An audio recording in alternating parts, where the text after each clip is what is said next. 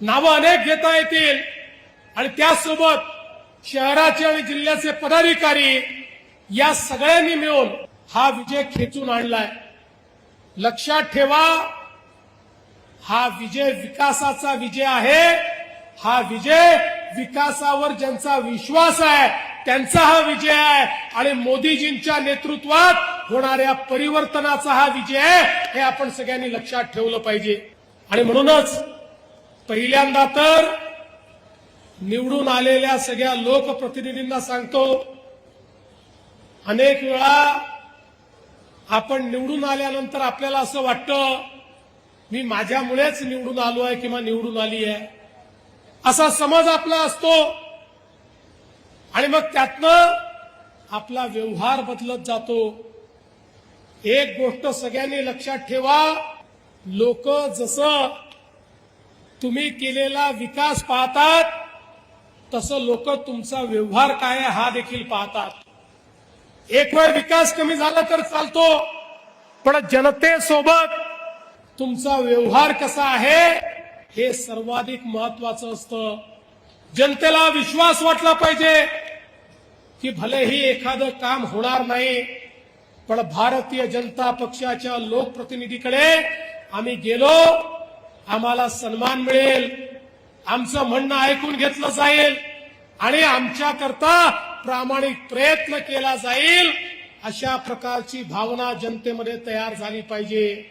आणि म्हणून निवडून आलेल्या एकेका लोकप्रतिनिधीला सांगतो, या ठिकाणी भाजपची परीक्षा मोदीजींनी काय काम केलंय याच्यावरनं तर होणारच आहे, पण त्यासोबत स्थानिक व्यवहार कसा आहे याही माध्यमातून या ठिकाणी होणार आहे। त्यामुळे कुठल्याही परिस्थितीमध्ये पारदर्शी प्रामाणिकतेनं काम झालं पाहिजे। कुठल्याही प्रकारचा भ्रष्टाचार आम्ही खपवून घेणार नाही। या ठिकाणी एखाद्याला पदावरनं काढावं लागलं किंवा एखादं पद हातात नाही गेलं तरी हरकत नाही। लोकांनी पारदर्शी प्रामाणिकतेने काम करण्याकरता आपल्याला निवडून दिलेलं आहे।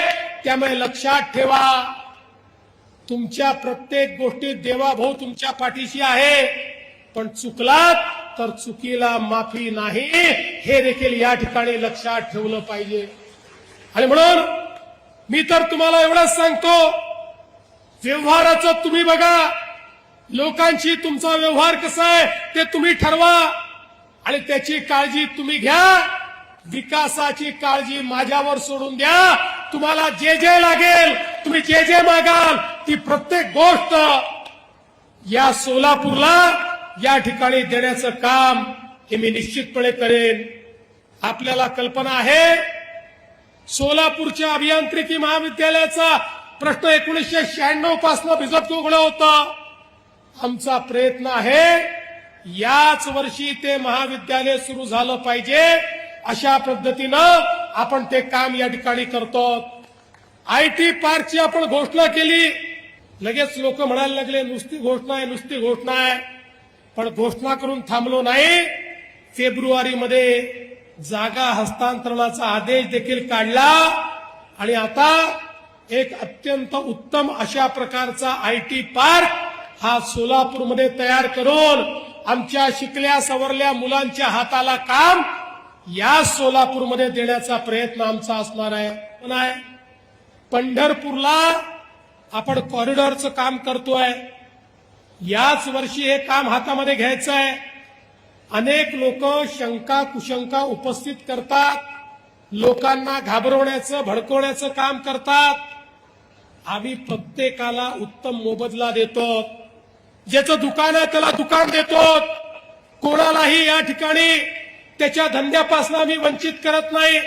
आणि काही लोक तर या ठिकाणी परिचारक मालक जे कुठल्याही योजनेत बसत नाहीत त्यांच्याकरता स्पेशल पॅकेज देऊन त्यांचंही पुनर्वसन आम्ही त्या ठिकाणी करणार आहोत।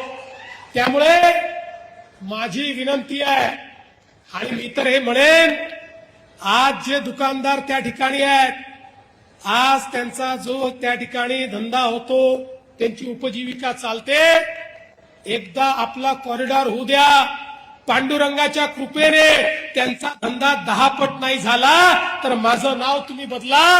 इतक्या मोठ्या प्रमाणात देशभरातनं या ठिकाणी माऊलीच्या दर्शनाकरता, पांडुरंगाच्या दर्शनाकरता लोकांना यायचं असतं.